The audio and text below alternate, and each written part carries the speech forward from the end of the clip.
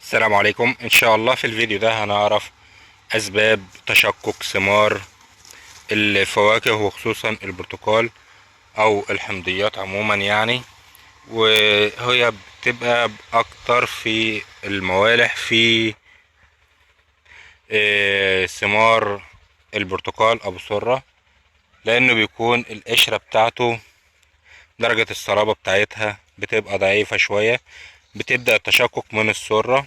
برتقانة بالسرة المنطقة دي بتبقى ضعيفة، فبيبدأ منها التشقق. هنعرف ايه الأسباب، وهنعرف طبعا إيه طرق العلاج. يعني انتوا شايفين البداية كانت هنا في البداية اهي من المنطقة دي، وبيبدأ يتشقق معانا الثمار، وبالتالي الثمرة خلاص كده يعتبر تلفت. برضو في بعض الثمار اللي وقعت اهي كمان، يعني لو ملاحظين كلها بتبدأ من جنب السرة. طبعا المشكلة دي بتحصل في معظم الفواكه، يعتبر كل الفواكه كمان. أسبابها كتير والعلاج بتاعها سهل جدا، لكن محتاجة شوية عناية. طبعا دي ثمرة برضه اهيت بدأ يتشقق فيها البرتقال معانا. ممكن برضه بتحصل في اليوسفي بس بنسب قليلة. كانت حصلت برضو معايا السنة اللي فاتت في فاكهة الدراجون فروت في بعض الثمار بتاعتها. أسبابها يعني ممكن بسبب ضعف القشرة الخارجية للثمرة، ده مع زيادة نسبة المية والسكريات في نفس الوقت، فبيأثر عليها بالسلب طبعا.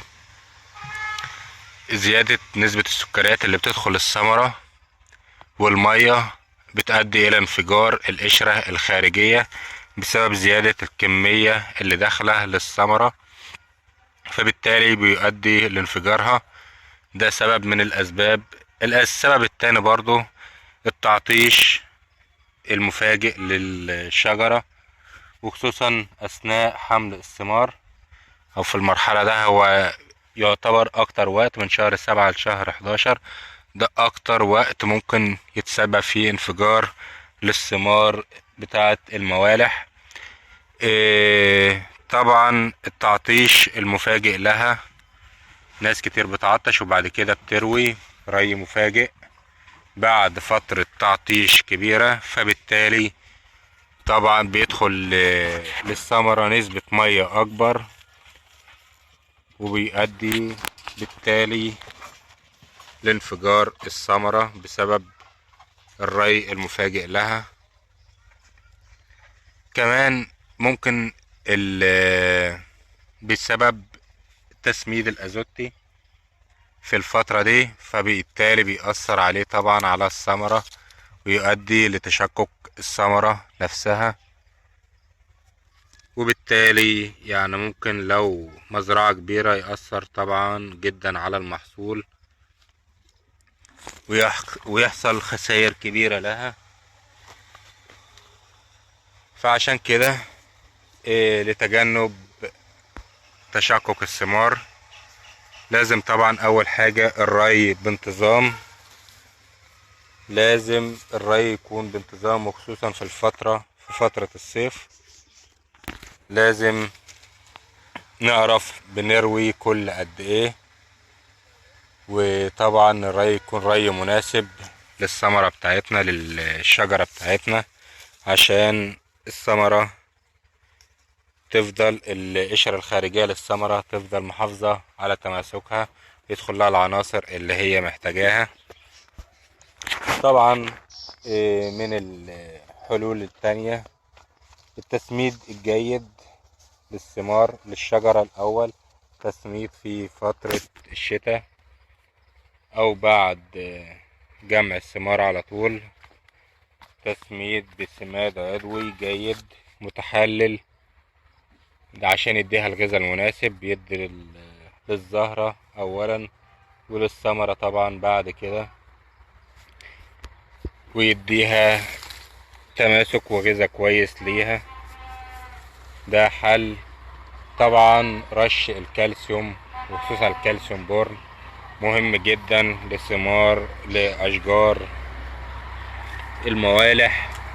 طبعا كل الثمار لازم على الأقل خالص تاخد رشة أو رشتين، ده أقل حاجة، حسب برضو كل فاكهة معين، كل فاكهة ولها رش معين، مش رش معين مدة معينة. يعني مثلا حاجة زي البرتقال معانا المفروض كل شهر ياخد رشة كالسيوم او كالسيوم بورن المتاحة عندنا، عشان يحافظ على تماسك القشرة ويديها قوة، وتقدر تستحمل معانا باقي الموسم لحد موسم الحصاد. طبعا قلنا الري بانتظام، عدم تعطيش النبات نهائي، لان تعطيش النبات هو المسبب الاساسي او الاكبر لتشقق الثمار. عشان كده لازم نحافظ على الري المناسب وعدم تعطيش النبات، تجنبا لأي حدوث تشققات في الثمار. برضو بنشوف شجرة اهي، ده شجرة اليوسفي، هنشوف برضو فيها تشققات ولا لا. طبعا في سبب تاني برضو، وهو الشمس الشديدة. يعني لو الشمس شديدة على النبات ممكن تسبب تشققات للثمرة نفسها، الشمس الشديدة. عشان كده بنقول نحافظ على النبات بتاعنا ونتابعه في الفترة ما بين 7 ل11، ده اكتر وقت بيحصل فيه مشاكل للثمار بتاعتنا، الوقت اللي هو بتاع الصيف. ده هيت الثمار بتاعتنا. طبعا تجنب حدوث الري وقت الظهيرة مهم جدا، عشان كده لازم نروي في الصباح الباكر او نروي بعد العصر، تجنبا لحدوث اي ضرر للشجرة نفسها. طبعا لجذور الشجرة نفسها ممكن تأثر عليها الري وقت الظهيرة. طبعا اكبر غلط الري وقت الظهيرة للنباتات بتاعتنا.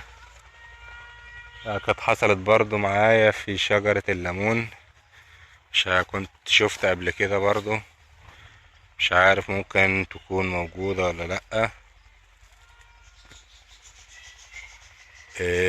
كان برضو حصل تشقق بسبب ان جيت في مرة ورويت بعد تعطيش دام ل20 يوم تقريبا، أثر معايا على الثمار. في النهاية أتمنى تكونوا استفدتم من الفيديو، لو عندكم معلومة طبعا يعني نفيد بعض ونستفيد جميعا، اللي عنده معلومة يسيبها في كومنت، ونتمنى شير للفيديو دعما لنا، وعشان طبعا الكل يستفيد، إفادة للجميع بإذن الله. وشكرا لمتابعتنا، وأتمنى لحضراتكم دوام الصحة والعافية، وشكرا والسلام عليكم ورحمة الله وبركاته.